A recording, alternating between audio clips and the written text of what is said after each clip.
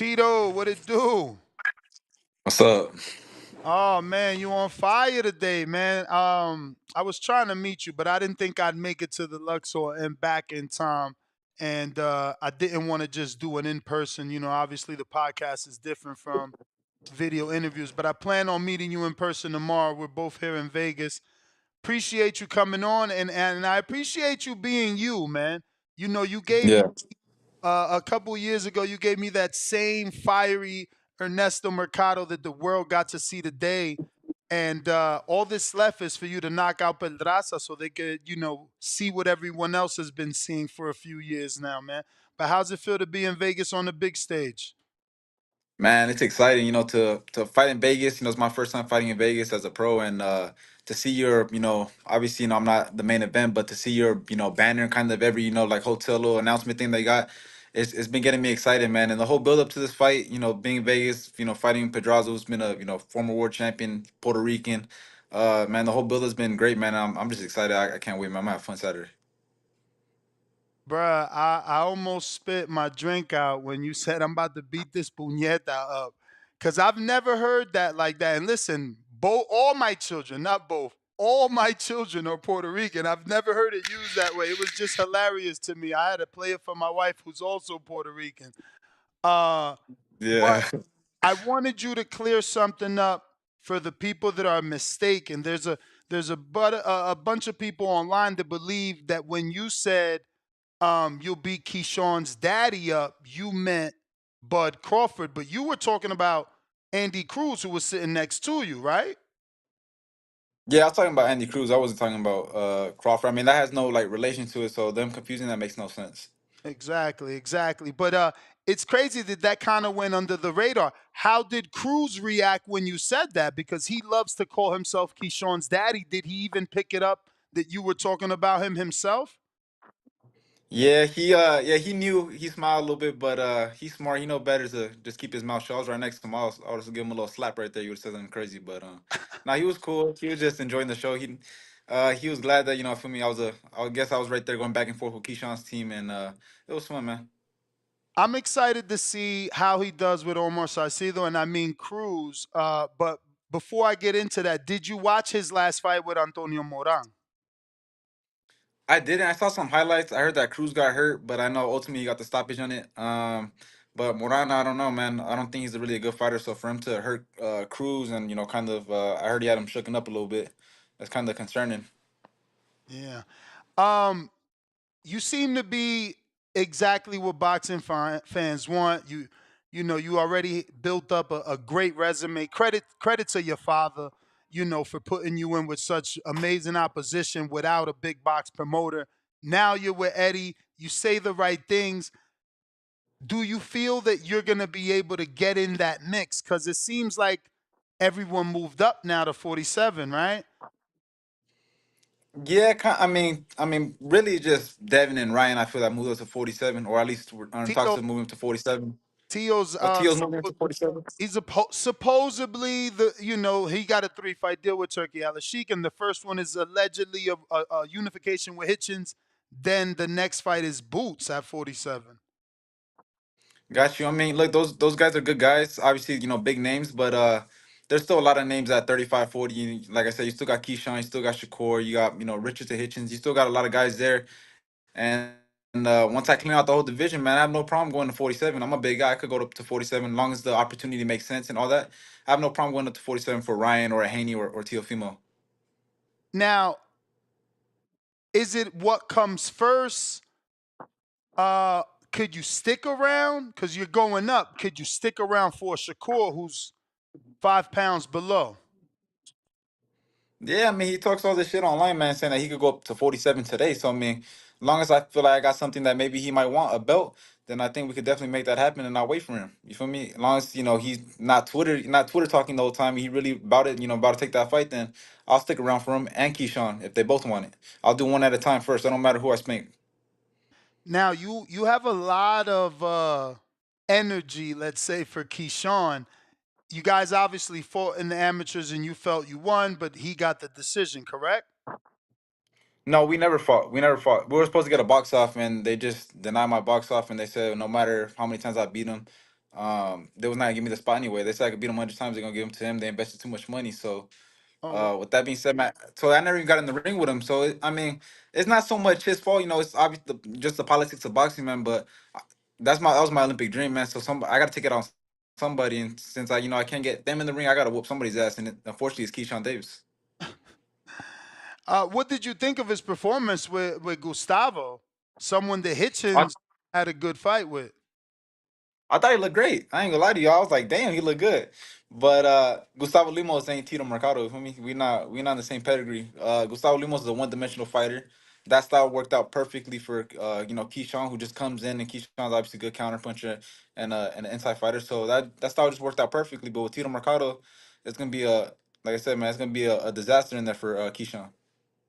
Now, we all can hear how competitive you are, and with the fact that you've always had words for Keyshawn, this is an important fight for you because this is a common opponent.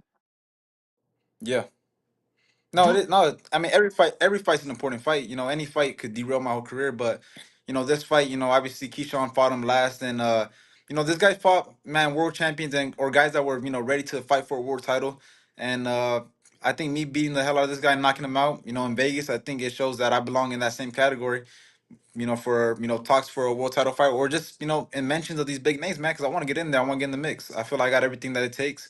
I got the personality, I got the the excitement in the ring. I knock dudes out, and then that's really what boxing needs.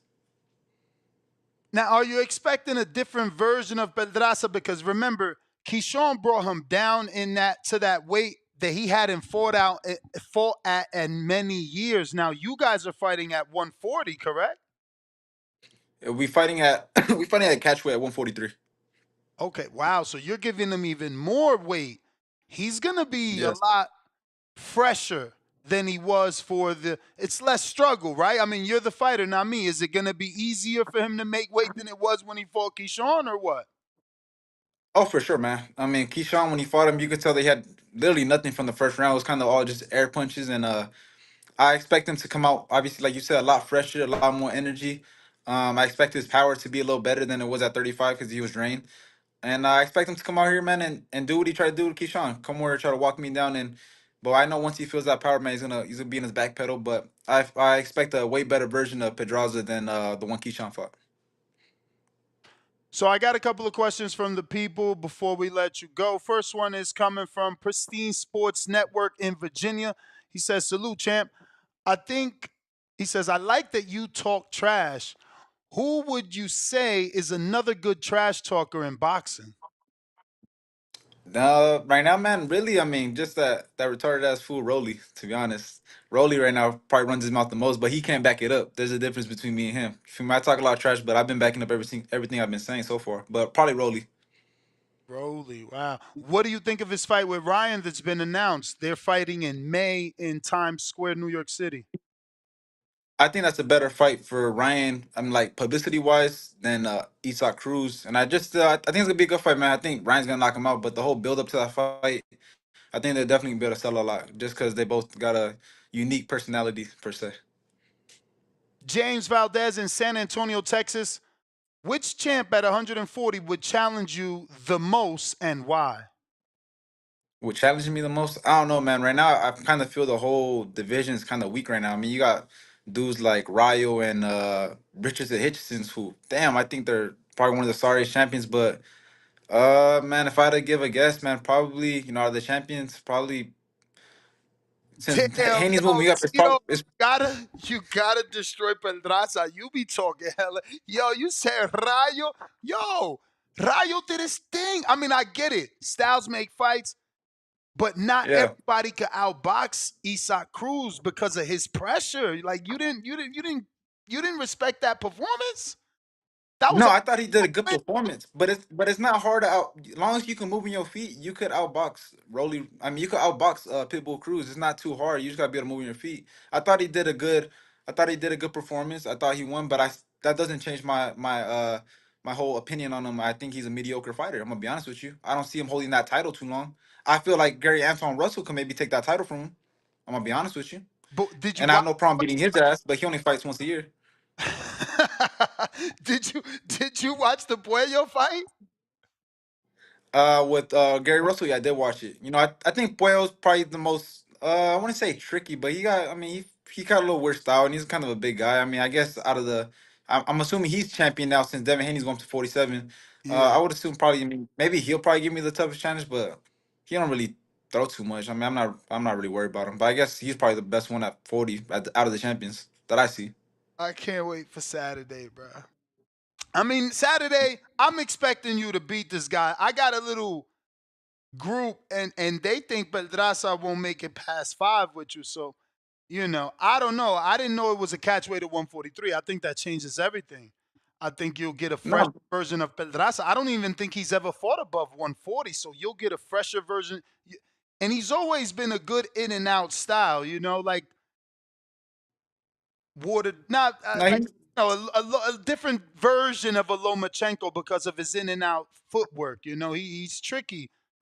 We'll see, yeah, man. he ain't no Lomachenko, but yeah, he definitely tries to do his little weird little moves. But man, I see me just catching him, man, when he does all that little weird shit. I see me catching him, and I just hope he comes in, man, with that same energy. Like I said, I mean, before the whole fight, he was coming in all crazy, and then now when I see him in person, he real humble. So we're gonna see. I hope he come with that energy, man. And I know once I catch him with that shot, I'm taking him out. Feel me? That's Vegas, man. I gotta put somebody out. And I'm gonna put his ass out. Oh man. Octo says, "Yo, champ, what's your favorite candy? And tell us one fun fact about yourself." My favorite candy is probably a Hershey's with the almonds in it. That's for sure, the chocolate. And then a fun fact about myself. Damn, let me see. That's a good question. Let me see. I don't know. I mean, I kind of I don't. Damn, fun fact about myself. Shit. I mean, my shoe size is a size 12. I don't know if that's a fun fact, but I got a big ass foot for not being that big. Oh man, that means you got good balance. Hopefully, we got Matthew Yeah. Phoenix. Excited to see you fight this weekend. How many miles do you run a day to maintain game shape? Continue the hard work, champ. It just depends. You feel me? It just depends on what we got that day, whether it's sparring or whatever. But I would say usually, man, consistently, maybe 3 to 6 miles. But we always switch up with track work and sprints and agility. So always switching up. But if you're talking about long distance, probably nothing more than like 6, 7 miles. I got Carter from Tampa, Florida. What's good, champ? Who's been your toughest fight so far and why? My toughest fight is probably the fight I did in Nicaragua, just because the whole climate thing. Like when I fought against Indo Heni, who he was a good fighter, man, but he had a real awkward style. I know he put some fucking baby oil in himself because I couldn't hit him with a damn body shot. Kept slipping off, and it was just. I guess the thing that I learned most about that fight was my ability to be able to adapt regardless of being tired. After the first round, I was dead tired. The humidity over there and the climate really messed with me. We only got there like 2 3 days before, so that kind of affected my performance a lot. But I think that one probably just because he had a lot of weird little tricks, the little movements he did. Malcolm from New York City. Assuming you take care of business, do you see yourself taking on the step up fights like Brandon Lee or Montana Love? You are one of Well, my Montana. favorite 140. I'm sorry. You are one of my favorite Yeah. 140 pounders, and I'm dying for you to jump up with the young talent salute. No, for sure. I wouldn't say Montana loves really a step up. I think me fighting him is a step down, to be honest with you. But Brandon Lee could get it. I don't know how active he is, but that's Just definitely that signed should to be Frank easy Warren. fight to make. He, Yeah, he's fine signed with Frank Warren. That should be easy fight to make between him and Eddie. If they want to do a 5v5 on Queensberry, I could finally, get Eddie a win on one of those. But if Brandon Lee won it, I know he had bad luck. These fighters are not performing for him. Somebody got to go over there and give him a win. nah, you got the right personality, man. That was sharp. We got Boxing Talk Up North from Ryan Frazier. He says, who would you want next if the fight was presented? Shakur, Keyshawn, or Andy Cruz? I mean, it would be between Shakur and Keyshawn. Andy Cruz is just like a bonus, but I think probably should. Damn, that's hard, man. I'd probably say Keyshawn first if I had my way, but if not, obviously I'll beat up Shakur, and I know Keyshawn gonna get angry about it, and I'll whoop his little ass too. Yeah. Oh man, we got 450 that says, "Let's go, champ." Do you think stopping Pedraza will make a statement? Yeah, I don't think just stopping him though, man. Everybody kind of, I mean, besides Tank, Keyshawn stopped him on his feet and he was a dehydrated Pedraza. I think it'll make more of a statement when I knock his ass out. I want to put him out and just retire his ass, to be honest with you. But I want to put on a great performance. I feel like Keyshawn's wasn't that great. A lot of these guys looking a little sloppy with him. I want to clean it up and show that I belong there. We got Capicu. He says, "Do you see yourself moving up in weight and how high?" Yeah, I definitely see myself moving up. I want to capture some titles here first, though, at every weight class before I stop. But realistically, man, I think 160. Damn, man, if I really fill out, you never know. Maybe 168, but I think for sure 160 I could fill out too. We got our resident hater. Yo, he's terrible making me read this. Tito, I personally don't think you can even beat Blair Cobbs or Brandon Lee. Damn, Good luck with Eddie Hearn. damn. Blair Cloud's at 147 though. But Blair Cloud's, come on now, don't disrespect me like that. I don't know who the hell that is. You gotta get him. You gotta get him off the podcast, Ness. You gotta get him off the podcast chat. You don't know what he's talking about. He drunk. He's sleepy. We got James in Atlanta that says, "Do belts matter, champ? Because most of the big money fights around your weight class are people without belts. So do belts and legacy matter or getting paid with names?" Uh, that one it's like 50-50. I think sometimes the belts do matter. That way you're able to get these fights, but I think it really matters about name nowadays. Back then I think it was more about belts. Now you really gotta have a name. I mean, look at Ryan Garcia. He never became a world champion. And he's able to get these big fights. So I think it's definitely now about the name and just marketing yourself and being exciting in the ring. Huang out of Houston says, "Your name is ringing in these boxing streets. Do you think you'll be an avoided boogeyman that gets downplayed as Crawford was?" Um, I do feel like I'm gonna be avoided, but I wouldn't say so much. I don't know, man, because I got me and Crawford are in two different situations as far as personality. Crawford's a little bit less marketable. He don't really talk as much. I feel like I'm gonna be able to get these fights because of the way I could promote a fight. Obviously, I get knockouts. Crawford's a great fighter. No disrespect to him, but I think we're in two different scenarios. So I think I'll be able to. I'm gonna be avoided, but I think I'll be able to get these big fights in. For sure, champ. Well, those are all our questions, man. Thank you so much. I know it's fight week. I don't want to keep you too long, but Yeah. appreciate the time as always, and I look forward to meeting you this week. Likewise, bro. Appreciate All it. right, bro. Stay There you, tuned. January 25th. Yep. let's get it. There you have it, ladies and gentlemen. Ernesto